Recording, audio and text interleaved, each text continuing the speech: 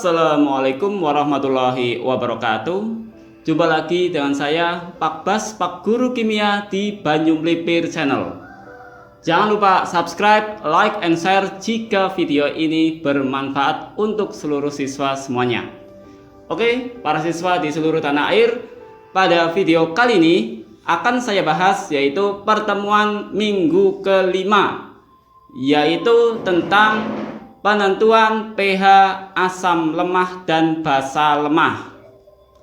Ya, para siswa di seluruh tanah air, bahwa untuk menentukan pH baik asam kuat, basa kuat, asam lemah, basa lemah, yaitu faktor penentunya adalah di proses ionisasi.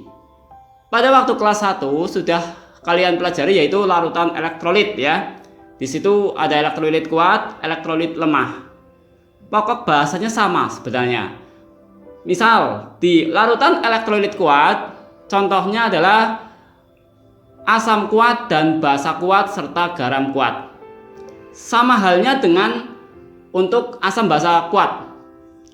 Penentuannya juga sama contoh-contohnya.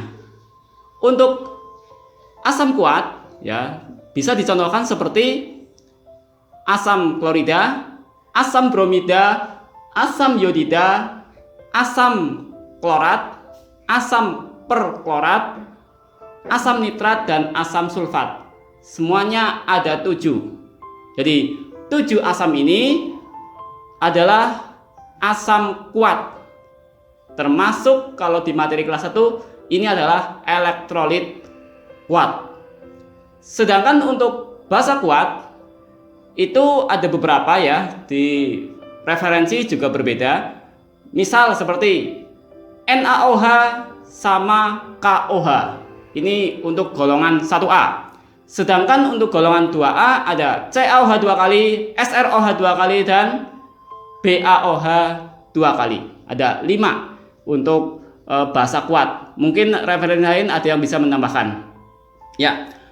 Perbedaan antara asam basa lemah yang akan kita bahas hari ini dengan asam basa kuat siapa?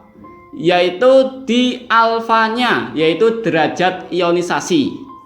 Apa sih yang dimaksud derajat ionisasi? Yang sudah kalian pelajari waktu di kelas 10 dulu ya, pas pembahasan larutan elektrolit.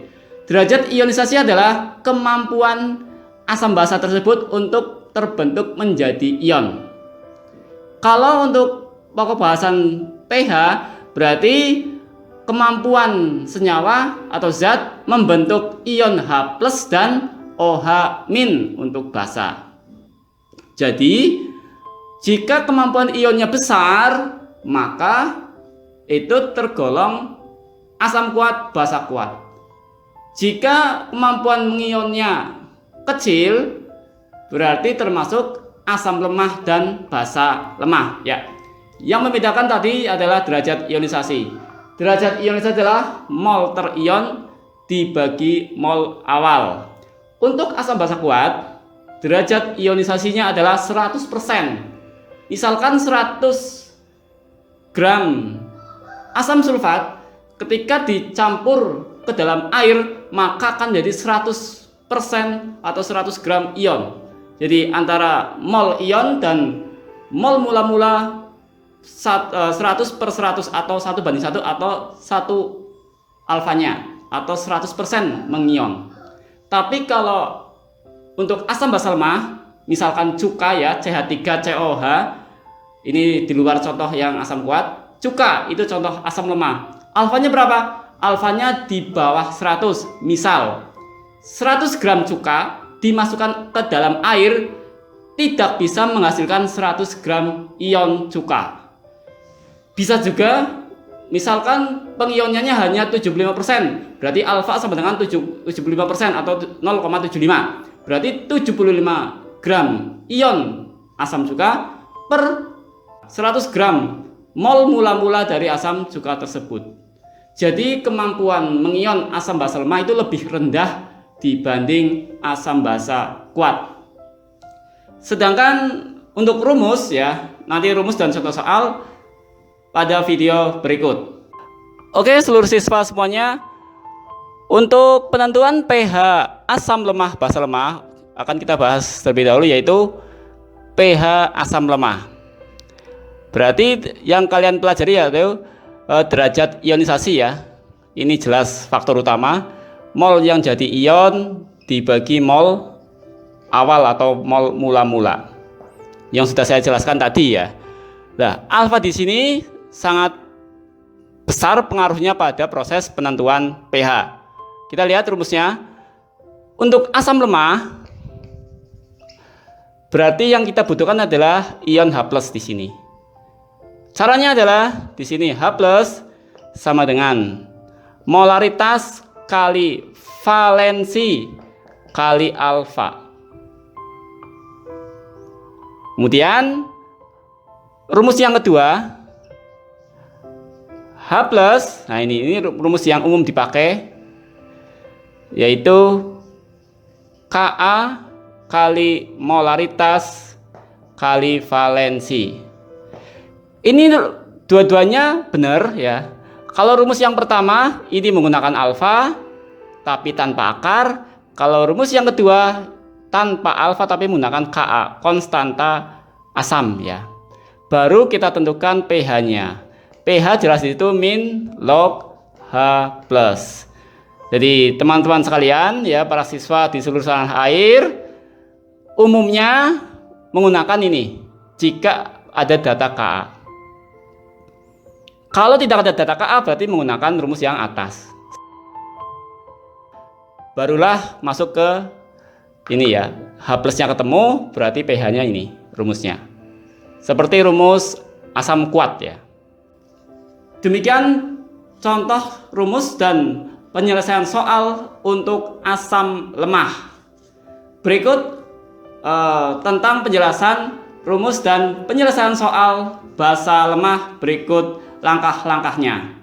Oke, sedangkan untuk basa lemah ya, basa lemah prinsipnya ya sama, mencari OH-. Kalau untuk mencari OH-, baik basa kuat maupun basa lemah itu sama caranya ya. Lihat di sini, yaitu molaritas kali valensi kali alfa derajat ionisasi.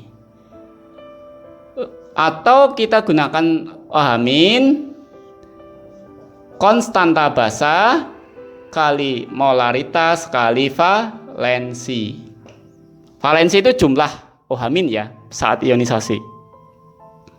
Barulah kita cari pOH, kekuatan basanya. Min log OH-. Mirip basa kuat ya.